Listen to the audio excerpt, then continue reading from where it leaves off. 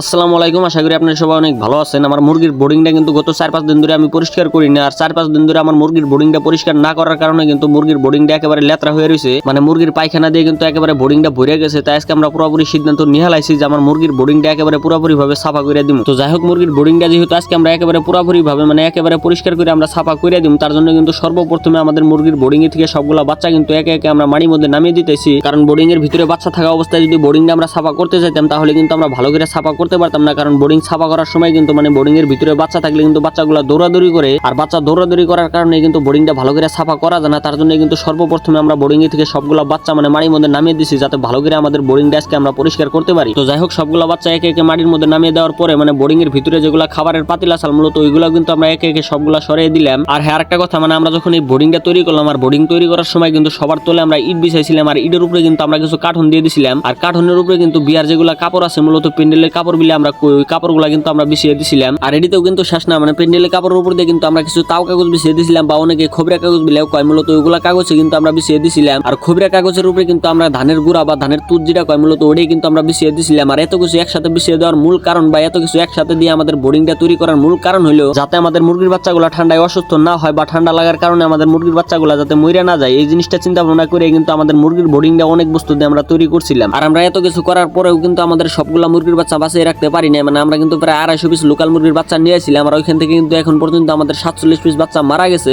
আর আমাদের একবারে 47 পিস বাচ্চা মরে যাওয়ার পরেও কিন্তু আমাদের মনে কোনো দুঃখ নাই, যেহেতু আমাদের মুরগির ফার্মটা আমরা প্রথম দিছি। আর প্রথম মুরগির ফার্ম দিলে কিন্তু এমনিতেই ক্ষতিটা অল্প বেশি হয়, কারণ প্রথম কিন্তু কোনো মানুষের মুরগির বাচ্চার উপরে বেশি একটা অভিজ্ঞতা থাকে না, বা মুরগি পালনের উপরে বেশি একটা অভিজ্ঞতা থাকে না। আর অভিজ্ঞতা না থাকার কারণে কিন্তু প্রথম অনেকগুলা বাচ্চা মারা যায় সবারই। আর সবার তুলনায় কিন্তু আমার মুরগির বাচ্চা অল্প বেশি মারা গেছে। তারপরেও কিন্তু এখন আর আমার কিছু করার নাই, ইনশাআল্লাহ এরপরে যখন আমরা মুরগির বাচ্চা নিয়ে আমু মূলত ওই সময় কিন্তু আমাদের মুরগির বাচ্চা বেশি একটা মরবো না। কারণ বর্তমান যেহেতু আমি মুরগি পালতাইছি বা মুরগির উপরে আমাদের অভিজ্ঞতা লাহেলে হইতেছে, তাই এরপরে যেগুলো বাচ্চা আমি নিয়ে আমু, তাই আমার জানা মতো কিন্তু ওই বাচ্চাগুলো বেশি একটা মরবো না। তো যাই হোক, মোটামুটি কিন্তু আমাদের মুরগির বোর্ডিংটা একেবারে পুরোপুরি ভাবে আমি সাফা করে আলাইছি। আর পুরোপুরি ভাবে মুরগির বোর্ডিংটা সাফা করার পরে কিন্তু আবারও মুরগির বোর্ডিংটা আমি তৈরি করতেছি, যেহেতু মোটামুটি অনেক টাইম ধরে আমাদের মুরগির বাচ্চাগুলো আমরা মাটির মধ্যে নামিয়ে দিছি। আর বেশিক্ষণ মুরগির বাচ্চাগুলো ঠান্ডা মাটির মধ্যে থাকলে কিন্তু মুরগির বাচ্চাগুলো অসুস্থ হইতে পারে, তার জন্য কিন্তু তাড়াতাড়ি আবারও আমি বোর্ডিং তৈরি করে দিতেছি। আর বোর্ডিংটা আবারও একেবারে পুরোপুরি ভাবে তৈরি করা হয়ে যাওয়ার পরে কিন্তু আবারও এই বাচ্চাগুলো আমরা এই বোর্ডিং এর ভিতরে উঠিয়ে দেবো ইনশাআল্লাহ। তো যাই হোক, মোটামুটি কিন্তু আমাদের বোর্ডিং এর কাছে আমরা অনেক টুকাই করে হালাইছি, মানে পেন্ডেলে কাপড় সাপড় বিছিয়ে মানে উপরে আমরা তাও কাগজ বা খবরা কাগজ বিলে যেটা কয় মূলত ওটাও কিন্তু আমরা বিছিয়ে দিছি।